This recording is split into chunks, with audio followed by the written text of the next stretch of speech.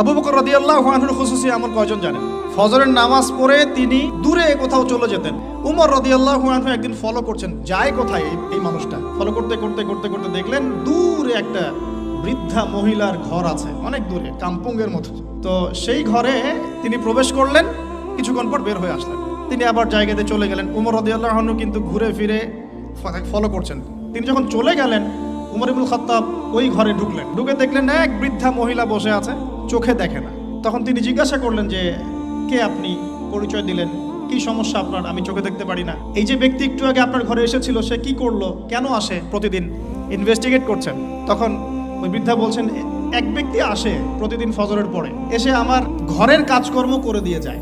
আমি জানি না সে ব্যক্তিকে, আল্লাহ তার ভালো করুক। উমর রাদিয়াল্লাহু আনহু তখন চোখ দিয়ে দরদর করে পানি পড়তে লাগলো আর বলতে লাগলেন যে, হে মুসলিম জাহানের খলিফা, আপনি পরবর্তী খলিফাদের জন্য রাস্তা কতই না কঠিন করে দিলেন।